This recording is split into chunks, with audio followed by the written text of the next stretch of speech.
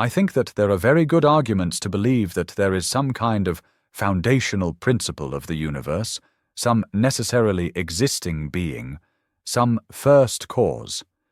Yet I think that human traditions and interpretations are imperfect approximations of who or what that being truly is. They may capture fragments of wisdom accrued over millennia, but they will also err in countless ways. My name is Marcus Aurelius. I am a student of philosophy, a seeker of reason, and a practitioner of the Stoic way. The strongest arguments for and against the existence of a foundational principle. I think probably the most powerful argument for the existence of such a principle is the so-called first cause argument, though it is often misunderstood. Many consider causation merely in a linear, temporal sense, what preceded what, and what led to the present.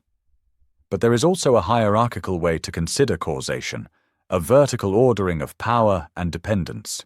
Consider this simple example, a glass of water. Why is this water here? One might say someone poured it, and then trace that action back infinitely through a chain of motives and events. Yet that is a horizontal, temporal view of causation. There is another way.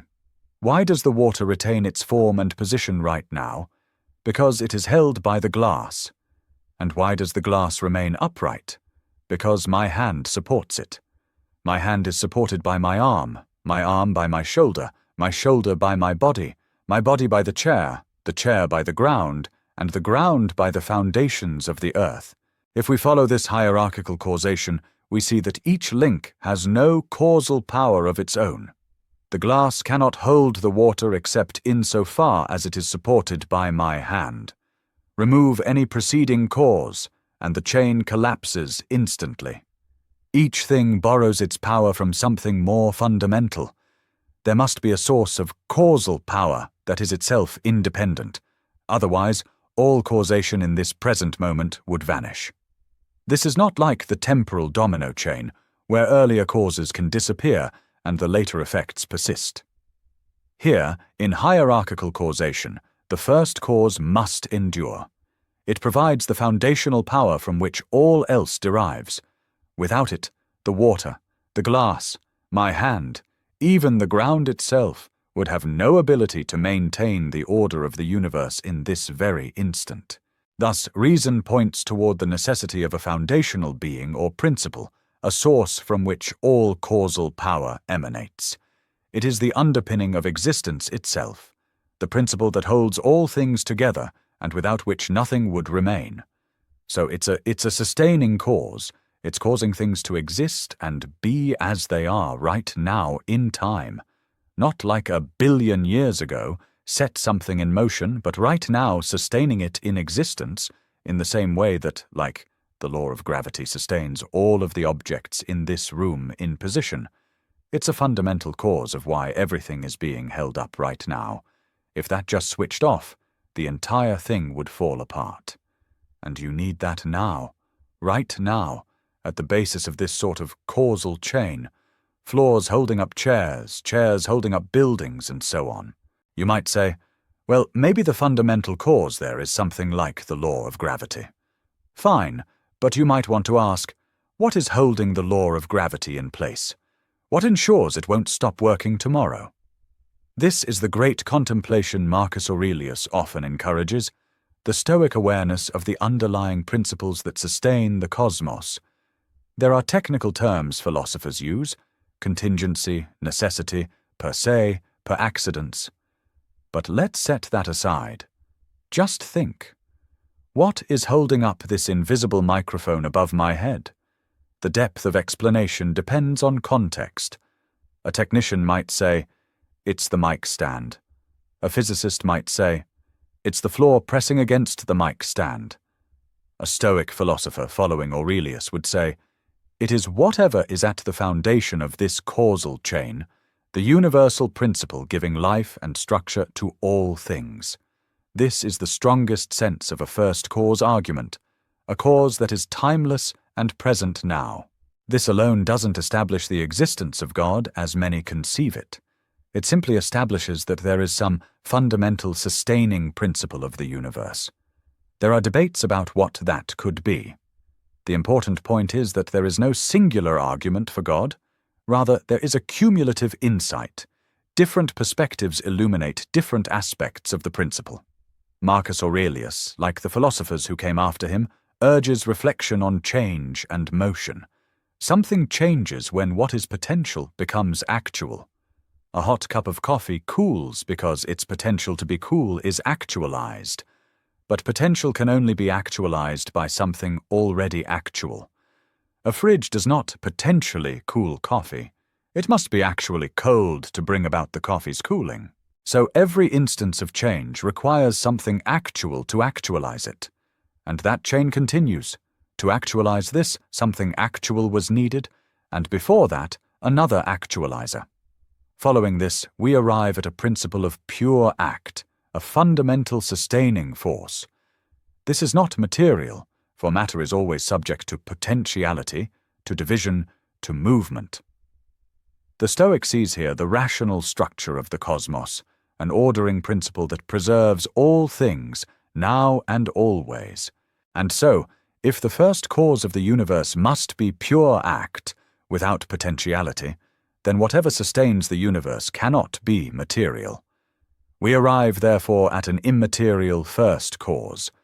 By reflecting further, one sees that this cause must exist beyond time and space, a timeless, spaceless principle that sustains and orders all things. Powerful enough to bring the cosmos into existence, it underlies everything that is. If you do not wish to call this God, that is of little consequence. The essential point is that there is a principle which holds all things in place. The strongest challenge to the existence of God, or to the idea of a benevolent, all-powerful divine principle, is the problem of suffering. Consider the natural world. Life on Earth arises through evolution by natural selection, a process of survival of the fittest. This means that destruction, death, and suffering are woven into the very fabric of life. For billions of years, creatures have existed in relentless competition, many wiped out entirely, often in grim ways. And yet, from this mechanism emerges humanity. The suffering inherent in the process is immense, not only for humans, but for countless other creatures.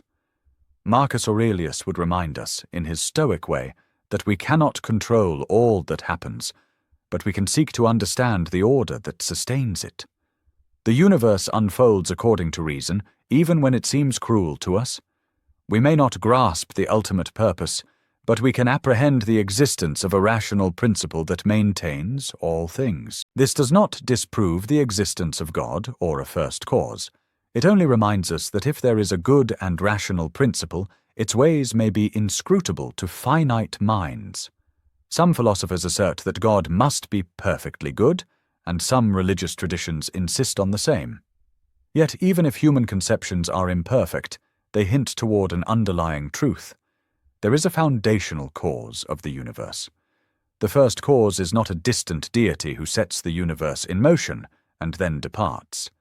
That notion belongs to mechanistic thinking, imagining the cosmos as a machine wound up and left to run. Rather, the sustaining principle, what we may call God or reason or nature, is present now, at this very moment, holding the universe together.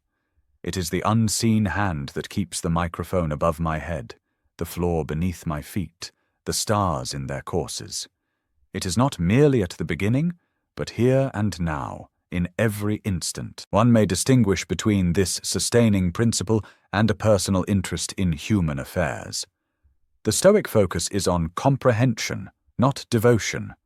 Understanding that all things arise from a rational, ordering principle gives one the strength to endure and act in accordance with nature.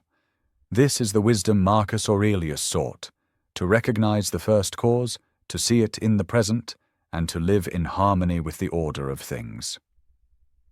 Before you click away, let's take a moment. If you liked what you saw today, hit that like button. It only takes a second, but it makes a huge difference.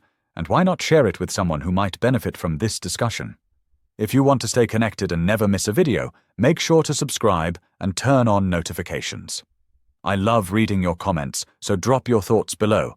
I genuinely want to hear your perspective, whether you agree or even if you don't. Your engagement keeps this channel alive, and it helps create a community where we can all learn and grow together. Thank you for being part of this, and I promise the next video will be even more interesting.